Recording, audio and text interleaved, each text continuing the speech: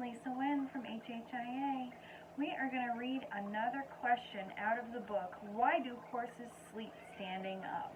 Now, if you remember, I'm doing this with permission from Dr. Marty Becker, who wrote this book in conjunction with a couple of other people. Tonight, we are going to look at why do horses get spooked so easily?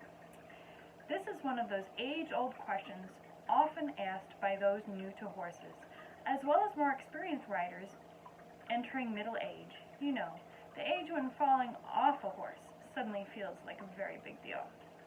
On the surface, it seems absurd that an animal as big as a horse would be afraid of anything, let alone a fluttering piece of paper. Yet most horses are really scaredy cats, easily frightened by objects they can't readily identify, especially if these things are moving. The horse's nervous nature stems from a long history as a prey animal. Long before being domesticated, the horse was at the top of the large predator's dinner menu. Creatures the likes of saber-toothed tigers, wolves, and even prehistoric humans are all believed to have regularly dined on horses. Given this reality, it's not hard to understand why horses are so flighty.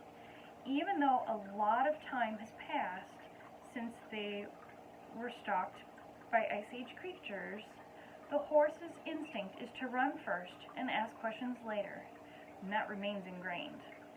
So, what does a piece of paper blowing across the trail have in common with a saber-toothed tiger? Domesticated horses haven't had the experience of living in the wild, where they learn to recognize modern-day predators like coyotes, wolves, and mountain lions. The result is that when our horses see something strange in their environment, they often assume it isn't safe and act instinctively. There is also the issue of vision. Unlike humans, who have a flexible lens inside each eye that can rapidly adjust and focus on objects at various distances, the horse's lenses are mostly rigid. So the only way to focus on something that's too close or too far away for his particular focal distance is to move his head closer or farther away. When a horse is scared, that takes too much time. So horses use the general philosophy of run first, investigate later. On top of that, the shape of their eyeball gives them excellent long-distance vision for keeping an eye on the horizon for boogeymen.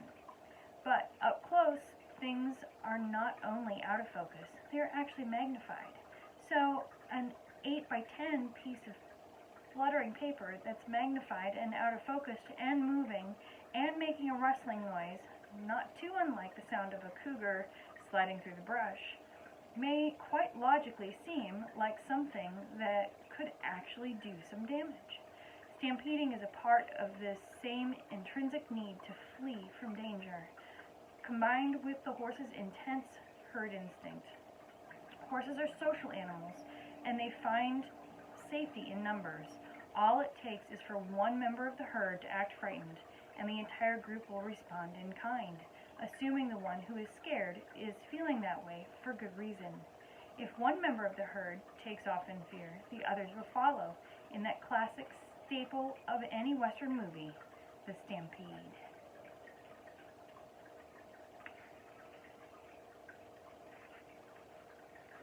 Spooky by nature.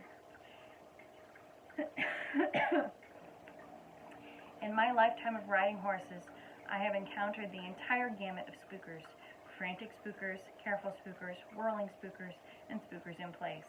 I've ridden spookers who bolted and had to be pulled to a stop using an emergency one-rein maneuver. I've had spookers who jumped straight up in the air, landing exactly in the same spot where they were before they spooked. I've ridden horses who spooked at garbage trucks, waving flags, goats, and even miniature horses. My very first spooker was a little bay mare named Peggy. She was my first horse, and the perfect child's mount. She was calm, reliable, and nearly fearless.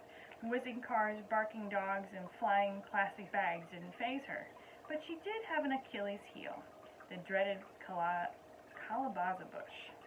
This terrifying flora lurked along the side of the trails, hiding between darker foliage, trying to camouflage itself from unsuspecting horses.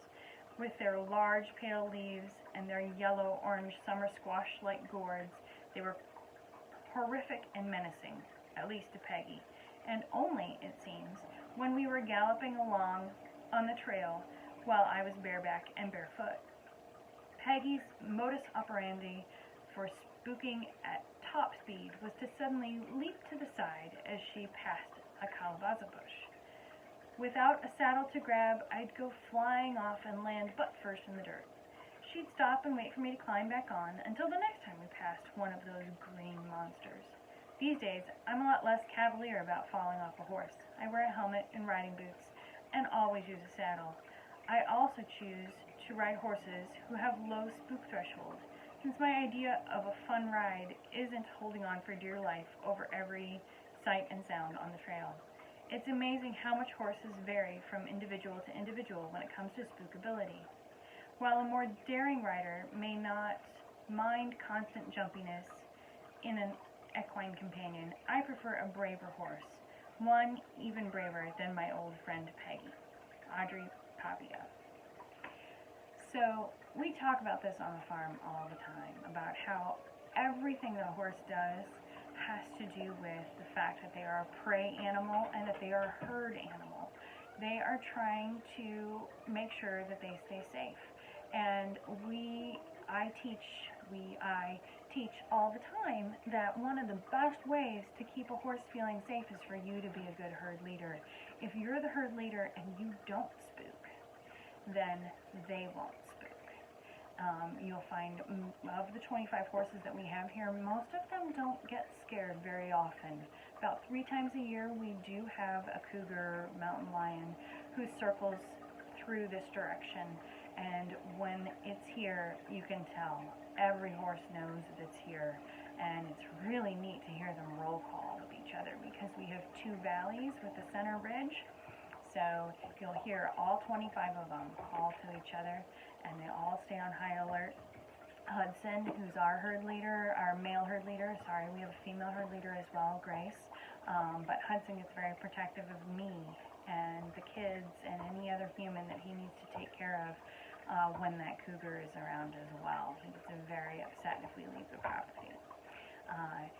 So it's very important that we all be that horse's herd leader and help them stay calm in high-stress situations. One of the best ways to do that is deep breathing.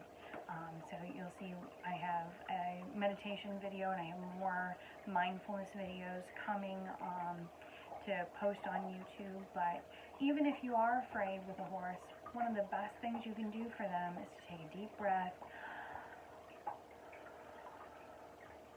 It lowers your heart rate, it lowers your stress levels. They can hear your heartbeat. So when your heart rate lowers, theirs lowers, they understand that your energy is low and it's not high and ready to run, and then they don't worry as much and they can work their way through things. Now we actually don't do a lot of desensitization of things around here. We focus almost entirely on herd leadership. And I have a great story about that with a horse that I had here in training years ago. His name was Salte. He was an off-the-track thoroughbred, and he was scared of just about everything. It was hard to handle him. It turns out he was in a lot of pain, so I spent a lot of time helping him recover from that pain. And once he did, he was really fun to ride. But he also became much more confident. At one point during training, I was pulling out a big blue tarp 8 feet by 10 feet and shaking it out, and he was right next to me. And I warned him, I'm going to unfold this thing and I'm going to shake it out. It had chicken poop in it. I'm going to shake it out and it'll be all right. But I was ready for him to run. I flapped that thing way up high, as big as I could, to get all that chicken poop off of it. And Salte glanced at me, put his head back down, and started grazing again. So I never desensitized him to a tarp. I never needed to. He felt safe with me there as his herd leader. All right, guys, we'll do another question tomorrow. Have a good night. Bye.